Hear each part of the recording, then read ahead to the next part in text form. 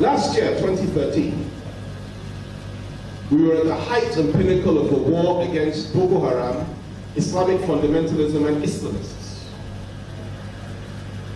These people were killing Muslims and Christians. You know, we're all witness to it. Many of us had loved ones and friends that were either killed or their relatives were killed. Bombs are going off in Abuja, bombs are going off in Kanu, in Kaduna, bombs are going off in Jos, bombs are going off all over the north. Sometime last year, somewhere in Borno State, they went there and they slit the throats and drained the blood of those boys. A few days later, Nigeria forgot about it. They rape our girls, abduct them, sell them to Middle Eastern interests. To people in the Middle East, they sell them off as slaves. This is what was going on at the time, and they were bombing our people all over the country. At that time, the federal government rose up to the occasion, and I'm pleased to say this. They rose up to the occasion, and they did the right thing, and they proscribed Boko Haram. They found the courage to do that. Some of us have been screaming that they should have been done, not just ban them, crush them utterly. The record is there, Mr. Chairman. Some of us have been screaming they should do this as far as 3-4 years ago. Well, better late than never. Last year, they did so. They started by proscribing Boko Haram as an organization, something that brought immense relief to every right-thinking Nigerian. And what happened? They banned them, and then they now started killing them, burning their homes, and going on the offensive against them. And what happened? Only last year, General Muhammadu Buhari came out forcefully and said that an attack on Boko Haram is an attack on the north. And that it was not fair that the Haramites were being slaughtered in this way by the Nigerian military. And he accused our military, our boys, our soldiers that risked their lives to protect you and I. He accused them of atrocities. He did not talk about the atrocities of Boko Haram. He did not talk about the girls, the boys, the killings, the maimings, the torture, the beheadings. He didn't talk about that. He spoke about the so-called atrocities of our military and said that it was wrong for them to be killing Boko Haram in this way. He didn't stop there. He also said there was some kind of agenda against the North and the people of the North, and the government should not allow the military to do its job.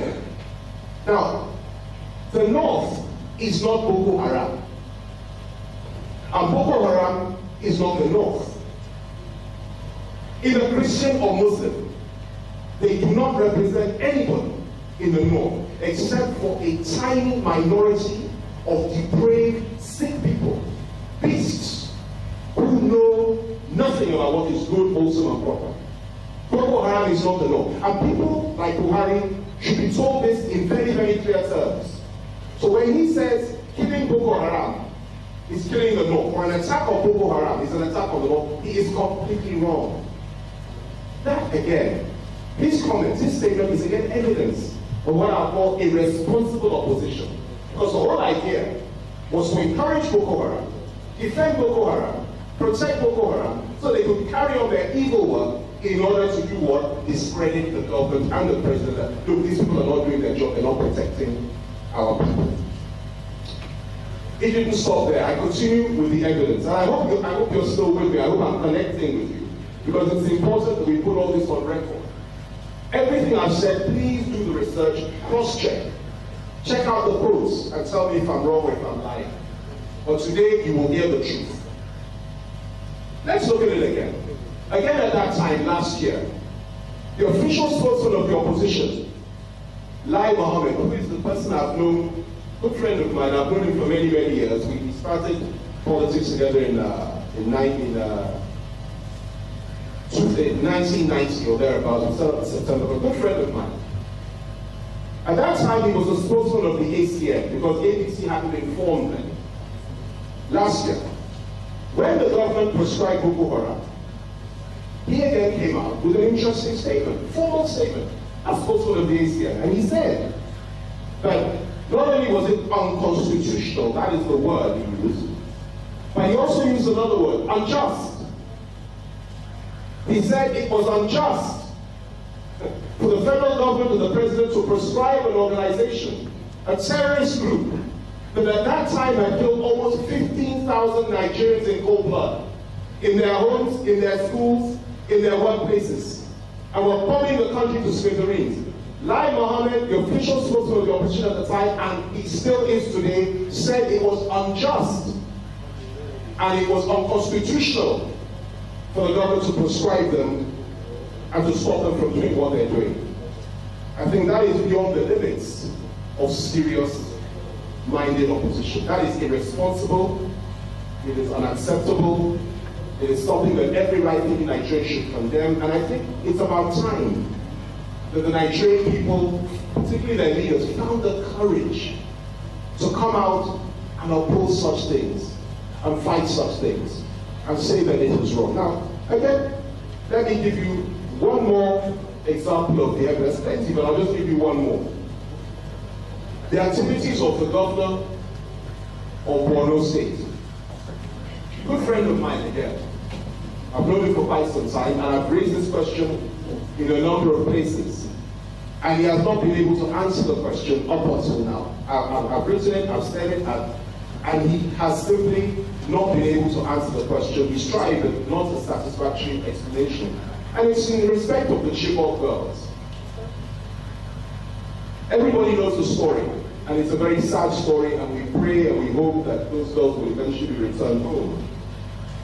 But what led to it? Who caused it? Who was responsible for it?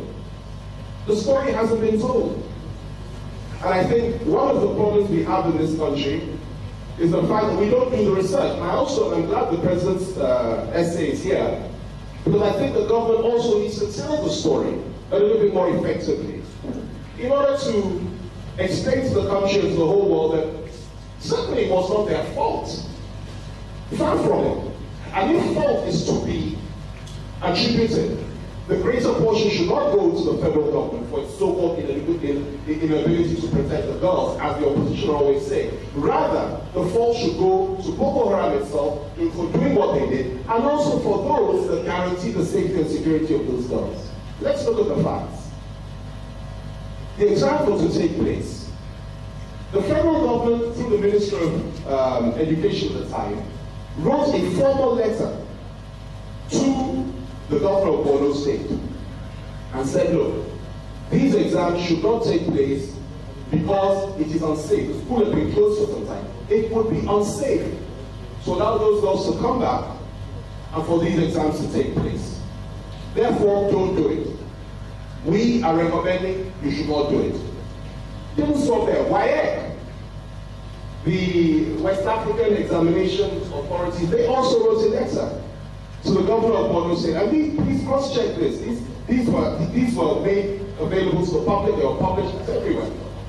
Again, they said, look, it is unwise for you to allow these exams to go on in your constituency. Please, Mr. Governor, don't allow these exams to go ahead. And if you insist, relocate all the students to Maiduguri, let the exams take place in Maiduguri. The response of the governor of Borno State and his government was that they would guarantee the safety and the security of the girls, the exams would go ahead, nothing would happen, and those girls would be safe. And then what happened? Not just the obvious, let me tell you what you may not know. The next thing that happened was this. Exams took place, we all know this. But the interesting thing is that all the male students at that school were asked to go home after the exams. All the females were asked to stay and to spend the night. Interesting. But you know what? The children of the teachers, the principal, and all the school officials, and those who were in authority in the school, who were females, were asked to go home. So what do you have? Let's look at it.